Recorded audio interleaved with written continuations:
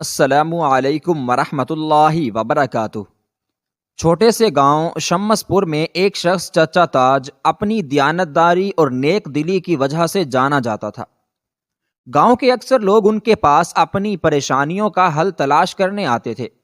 وہ ہمیشہ کہتے، نیکی وہی ہے جو خاموشی سے کی جائے، اگر ایک ہاتھ سے دو تو دوسرے ہاتھ کو بھی خبر نہ ہو۔ چاچا تاج ان لوگوں میں سے تھے جن کی نیکی کبھی دکھاوے کی محتاج نہیں ہوتی تھی۔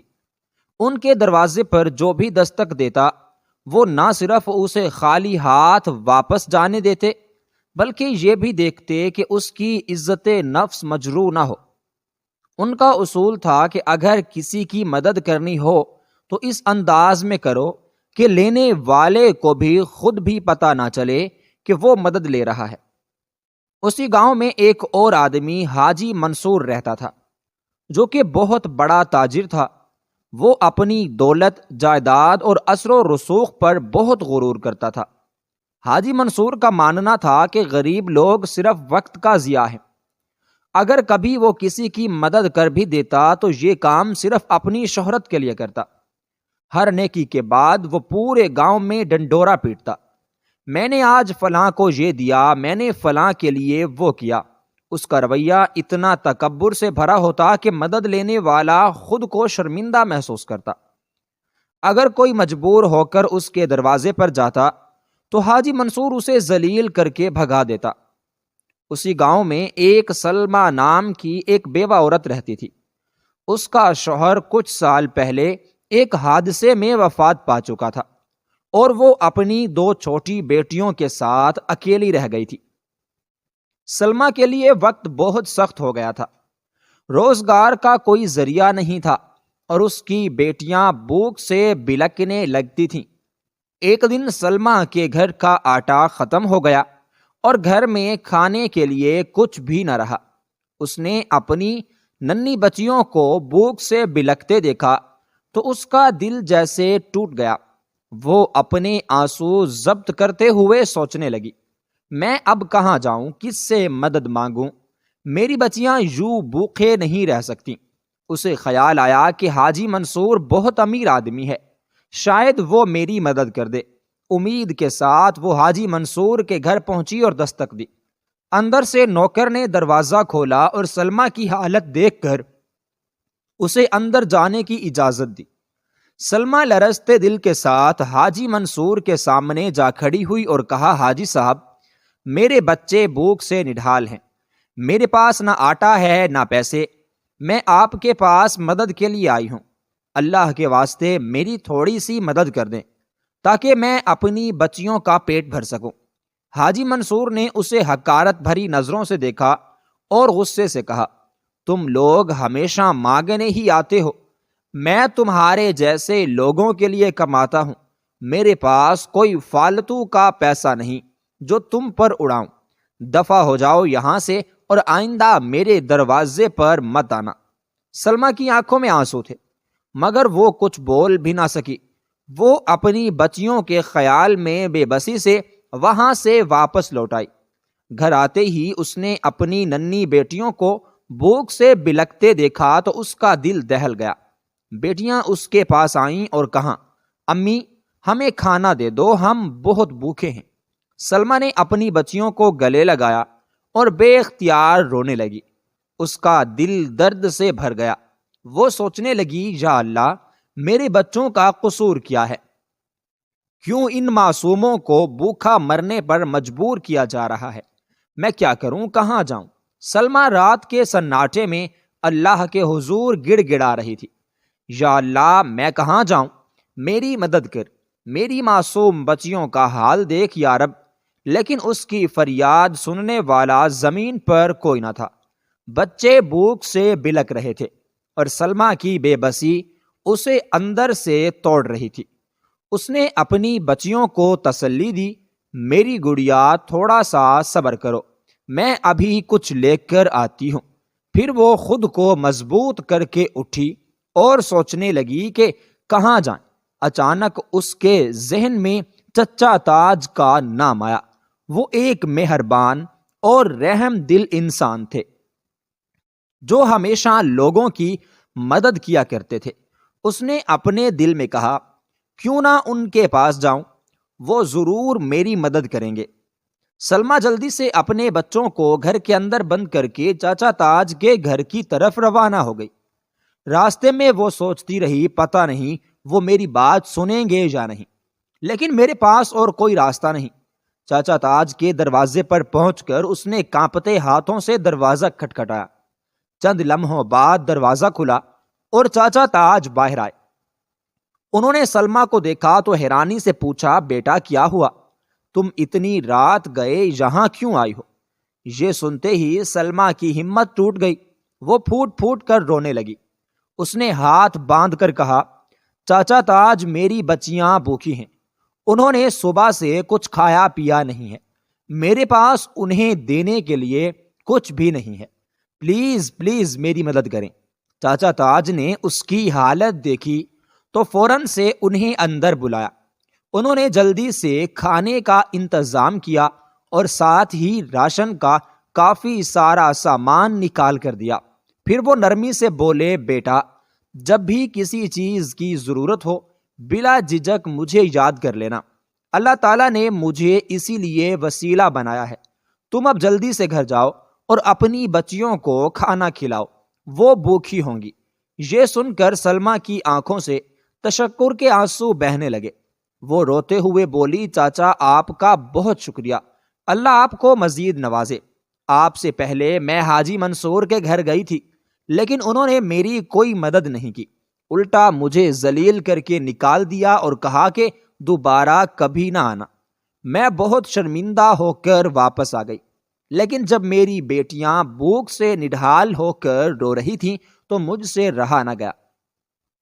آپ کا نام میرے ذہن میں آیا اور میں فوراً آپ کے پاس چلی آئی۔ چاچا تاج نے اس کے سر پر شفقت سے ہاتھ رکھا اور کہا، بیٹی فکر نہ کرو، اللہ تعالیٰ سب کی مدد کرتا ہے۔ یہ جو سامان میں نے تمہیں دیا ہے یہ میں نے نہیں، یہ اللہ نے دیا ہے۔ اس نے مجھے بس ایک ذریعہ بنایا ہے، ہم سب کو ایک دوسرے کی مدد کے لیے ہی تو اس نے پیدا کیا ہے۔ تم اب جلدی جاؤ اور اپنی بچیوں کو کھانا کھلاؤ۔ سلمیٰ نے اپنے آنسو پونچھے، سامان اٹھایا اور جلدی سے اپنے گھر کے لیے روانہ ہو گئی۔ جب سلمیٰ گھر پہنچی تو اس کی بیٹیاں رو رو کر ہلکان ہو رہی تھیں۔ گھر میں داخل ہوتے ہی اس نے بچیوں کی حالت دیکھی تو اس کا دل جیسے ٹوٹ کر رہ گیا۔ ایک بچی مسلسل روتے روتے بے ہوش ہو چکی تھی۔ سلمیٰ گھبرا کر آگے بڑھی، اسے اٹھایا اور جلدی سے اس کی نبض چیک کی۔ دل کو تسلی ہوئی کہ بچی صرف بے ہوش ہے۔ اس نے پانی کے چھینٹے مار کر اسے ہوش میں لایا اور فوراً سے کچھ کھانے کے لیے دیا۔ ساتھ ہی دوسری بیٹی کو بھی کھانا کھلاتی رہی، مگر اس دوران اس کی آنکھوں سے آنسو تھمنے کا نام نہیں لے رہے تھے۔ سلمیٰ کا دل بے حد بوجھل تھا۔ کھانا کھلاتے ہوئے وہ اللہ سے دعا کرنے لگی، یا اللہ تو ہی سب کا سہارا ہے، آج تو چاچا تاج نے ہماری مدد کر دی، مگر میں کب تک کسی کے آگے ہاتھ پھیلاؤں؟ آخر لوگ بھی کب تک ہمارا بوجھ اٹھانا برداشت کریں گے؟ اے میرے رب، تو ہی اپنی رحمت کے دروازے ہم پر کھول دے، کیونکہ تیرے در سے مانگنے والے کبھی خالی ہاتھ نہیں جاتے۔ جو ایک بار آتا ہے وہ 1000 بار بھی آئے تو کبھی تو مایوس نہیں کرتا، بلکہ تو اسے پہلے سے زیادہ ہی عطا کرتا ہے۔ یہ سوچتے ہوئے سلمیٰ نے بچیوں کو کھانا کھلایا۔ جب بچیوں کا پیٹ بھر گیا تو وہ سکون سے سو گئیں۔ سلمیٰ نے ایک نظر انہیں دیکھا، ان کے معصوم چہرے دیکھ کر اس کی آنکھوں میں پھر آنسو آ گئے۔ وہ سوچنے لگی، میری بچیاں کتنی معصوم ہیں، ان کا کیا قصور ہے کہ یہ اس قدر مشکلات جھیل رہی ہیں۔ اس نے ان کے ماتھے پر بوسہ دیا اور زمین پر بیٹھ کر اپنی پیشانی سجدے میں رکھ دی۔ یا اللہ، تو نے ہی یہ جانیں دی ہیں، تو ہی ان کا محافظ ہے، ہمیں اس آزمائش سے نکال، یا تو ہمیں صبر عطا کر یا ہمارے راستے آسان کر۔ رات کافی گزر چکی تھی، لیکن سلمیٰ کی آنکھوں سے نیند کافی کوسوں دور تھی۔ وہ زمین پر بیٹھی بچیوں کو دیکھتی رہی اور اپنے دل کو بس تسلی دیتی رہی کہ ایک دن یہ مشکلات ختم ہوں گی۔ سلمہ نے سکون کا سانس لیا، خود بھی کھانا کھایا اور باقی راشن کچن میں سنبھال کر اس نے رکھ دیا، اور باقی راشن کو اس نے کچن میں لے جا کر بڑی احتیاط سے سنبھال کر رکھ دیا۔ دل میں سکون کا ایک ہلکا سا احساس پیدا ہوا اور خود سے بولی، چلو کچھ دن تو سکون سے ہی گزر جائیں گے، مگر اس سکون کے پیچھے اس کا ایک گہرا خوف بھی چھپا ہوا تھا۔ وہ جانتی تھی کہ یہ راشن بھی ہمیشہ کے لیے نہیں ہے۔ اس نے سوچا یہ سب بھی جلد ختم ہو جائے گا، مجھے اور بھی زیادہ احتیاط سے استعمال کرنا ہوگا۔ وہ راشن کو اس طرح استعمال کرتی جیسے کوئی خزانہ خرچ کر رہا ہو، ایک ایک چیز کی گنتی کرتی تاکہ کسی بھی چیز کا ضیاع نہ ہو۔ اپنی بچیوں کو تو وہ پیٹ بھر کے کھانا کھلا دیتی تھی، لیکن خود اکثر ایک وقت کا کھانا چھوڑ دیتی۔ وہ سوچتی ایک وقت بھوکا رہنے سے کون سا میں مر جاؤں گی، اس سے کم از کم یہ راشن کچھ دن زیادہ چل جائے گا اور مجھے کسی کے در پر ہاتھ پھیلانے کی ضرورت نہیں پڑے گی۔ لیکن بھوک کی شدت کو برداشت کرنا کوئی آسان کام نہیں تھا۔ کبھی کبھار رات کو بھوک کی وجہ سے اس کا سر چکرانے لگتا اور آنکھوں کے سامنے اندھیرا چھا جاتا، لیکن وہ اپنی حالت پر قابو پاتی اور خود کو تسلی دیتی، یہ سب میری بچیوں کے لیے ہے، مجھے اپنی جان کی کوئی پرواہ نہیں، مگر ان کا پیٹ بھرنا ضروری ہے۔ وقت گزرتا گیا اور راشن کم ہوتا گیا۔ ہر گزرتے دن کے ساتھ اس کا دل مزید بوجھل ہوتا جاتا۔ وہ کچن میں جا کر راشن کا حساب لگاتی اور گہرے سانس کے ساتھ خود سے کہتی، کتنے دن نکال سکتی ہوں، آخر ایک دن یہ سب بھی ختم ہو ہی جائے گا، پھر میں کیا کروں گی، کہاں جاؤں گی۔ ایک رات جب وہ اپنی بچیوں کو کھانا کھلا کر سلا رہی تھی تو اس کا دل ضبط نہیں کر سکا۔ وہ دونوں معصوم چہرے دیکھ کر آنکھوں میں آنسو بھر لائی اور سسکیاں لیتے ہوئے زمین پر بیٹھ گئی۔ یا اللہ، میں کتنی بے بس ہوں، نہ اپنی بچیوں کو خوشیاں دے سکتی ہوں، نہ ان کا پیٹ بھر سکتی ہوں، کیا میری آزمائش کبھی ختم نہیں ہوگی؟ روتے روتے وہ بھی سو گئی، اور صبح کو جب وہ کچن میں گئی تو اس نے دیکھا تو آٹا صرف ایک وقت کا رہ گیا تھا۔ اس نے روتے ہوئے وہ آٹا گوندا اور روٹی بنانا شروع کی، لیکن صرف اپنے بچے کے لیے بنائی۔ خود بھوکی رہ گئی کہ میرا تو گزارا پھر بھی ہو جائے گا، بچے کہاں جائیں گے۔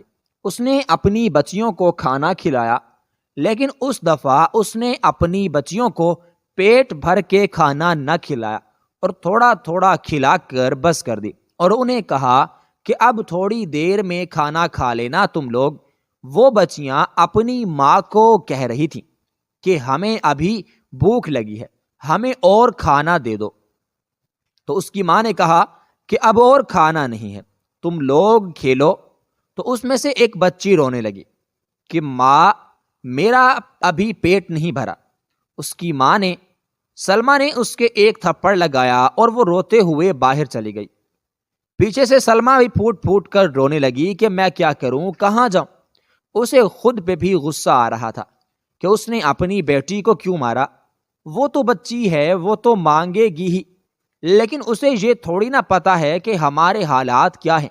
اگر اسے پتا ہو تو وہ بھی شاید صبر کر لے، لیکن مجھے تو اپنے غصے پہ قابو رکھنا چاہیے تھا، میں کیا کروں، میں بہت بے بس ہوں۔ سلمہ کی بڑی بیٹی نے جب اپنی ماں کو روتے ہوئے دیکھا تو کہنے لگی، ماں آپ روئے نہیں، اللہ تعالیٰ سے دعا کریں، وہ تو سب کی سنتا ہے۔ آپ کو پتا ہے بابا کہتے تھے کہ ہمیں جو بھی چاہیے ہو ہمیں اللہ رب العزت سے مانگنا چاہیے۔ میں بھی دعا کرتی ہوں، آپ بھی دعا کرو کہ اللہ تعالیٰ تو سب کی دعا سنتا ہے۔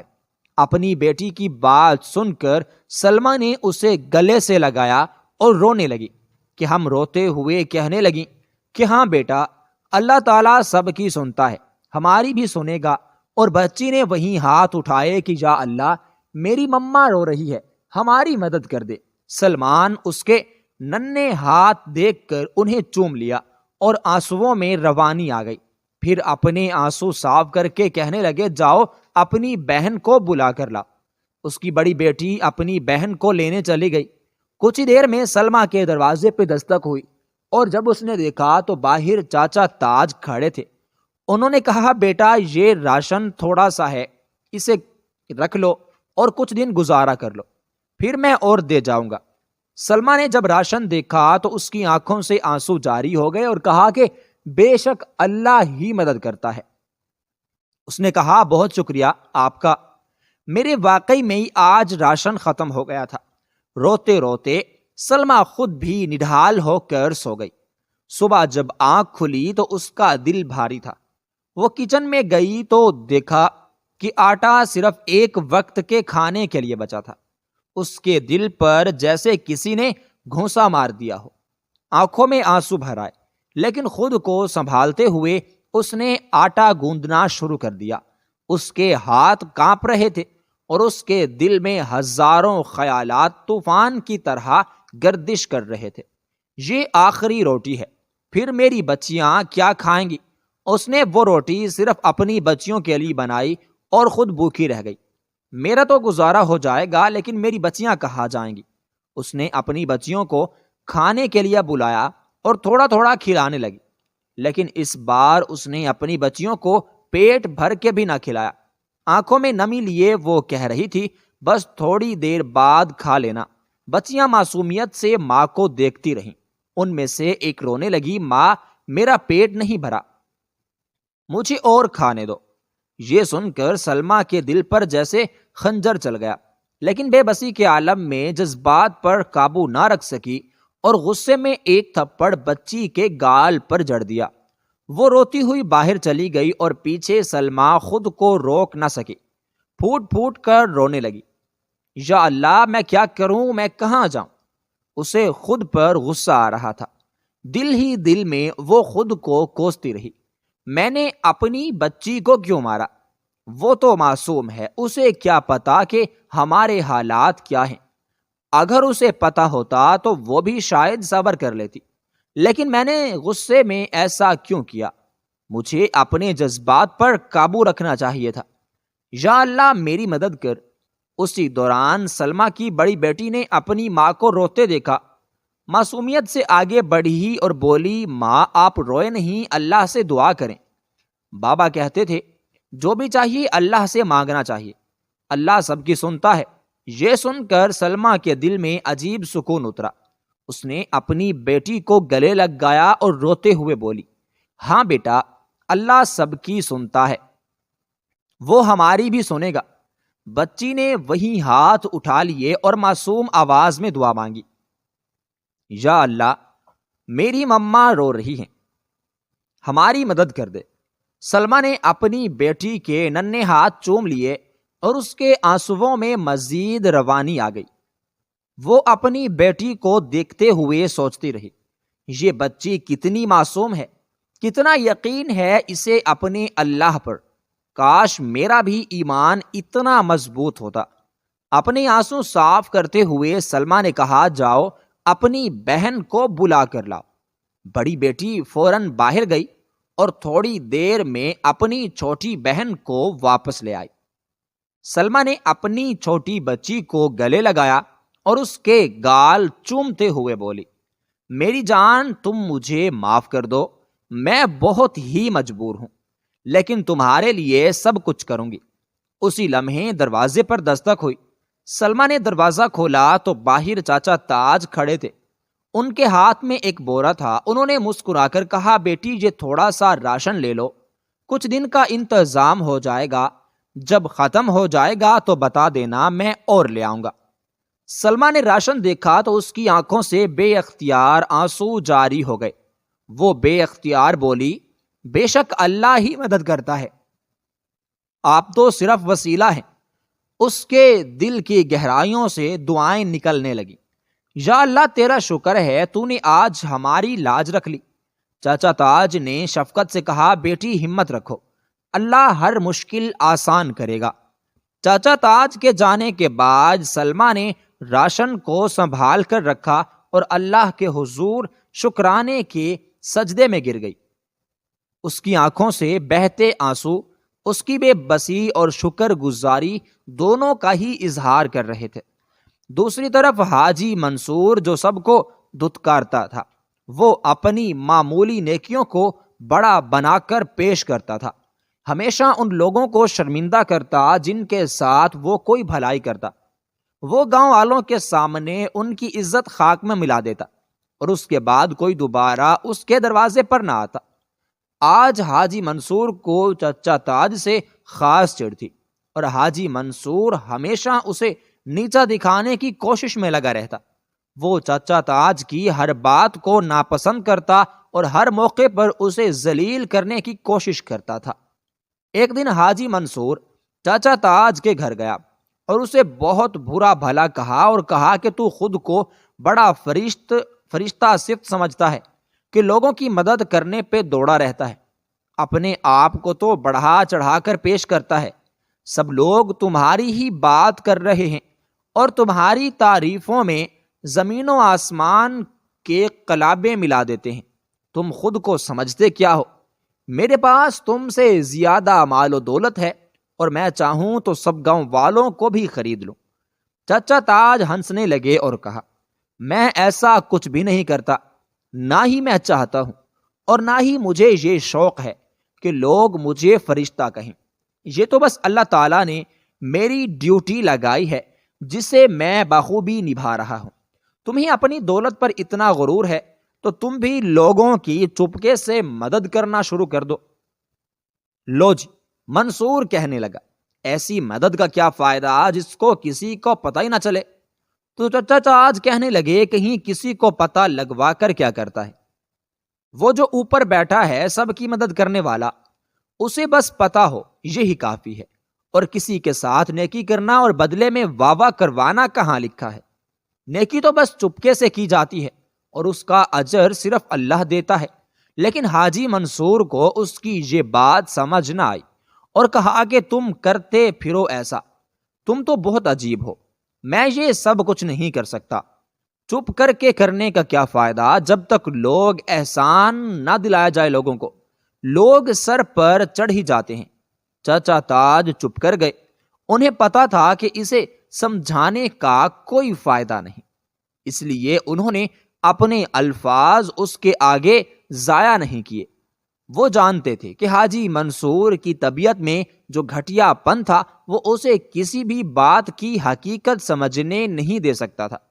چچا تاج نے اپنے دل میں فیصلہ کیا کہ اس پر مزید وقت ضائع نہ کریں، کیونکہ بعض لوگ اپنی عادتوں میں اس قدر جکڑے ہوتے ہیں کہ وہ ہر بات کو اپنی نظر سے دیکھتے ہیں۔ حاجی منصور کو جب چچا تاج کے جواب میں کوئی رد عمل نہ ملا تو وہ اور بھی غصے میں آ گیا۔ اس نے غرور سے کہا، تو چپ کر، تمہیں کوئی فکر نہیں۔ لیکن چچا تاج نے کچھ نہیں کہا اور ہنستے ہوئے کہا، جب تک تمہاری سوچ بدل نہیں جاتی تمہیں کسی کی باتوں میں کچھ نہیں سیکھنا۔ اس کے بعد چچا تاج اپنے کام میں مشغول ہو گئے اور حاجی منصور وہاں سے غصے میں اٹھ کر چلا گیا۔ اس کی طبیعت میں جو بے صبری تھی وہ اس کا پیچھا نہیں چھوڑ رہی تھی۔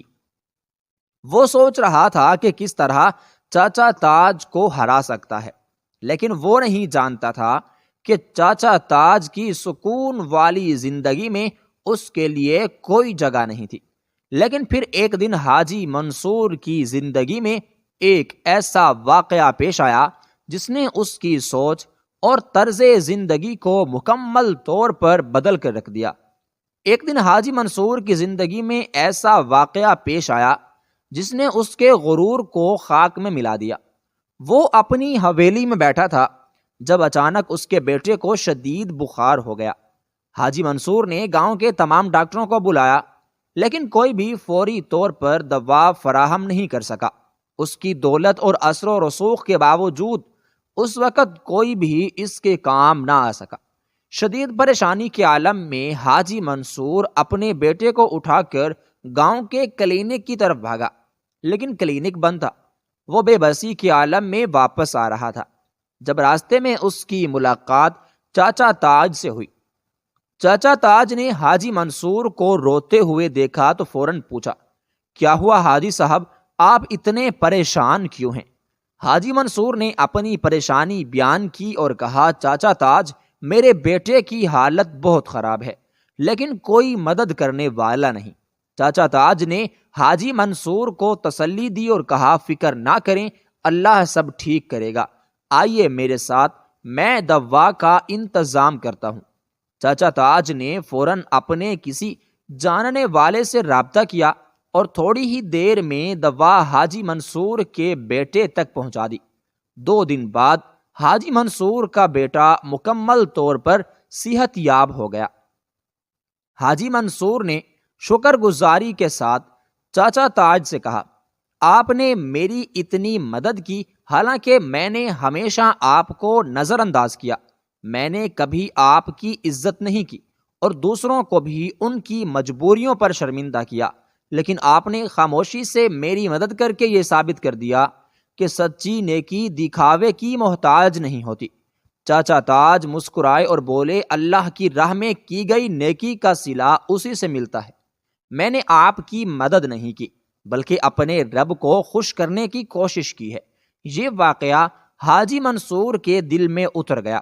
اس نے سب گاؤں والوں سے معافی مانگی اور اپنی باقی زندگی لوگوں کی مدد کرنے اور اپنی غلطیوں کا ازالہ کرنے میں لگا دی۔ گاؤں کے لوگ جو پہلے حاجی منصور کی حرکتوں سے تنگ تھے، اب اس کے بدلے ہوئے رویے کی تعریف کرتے تھے۔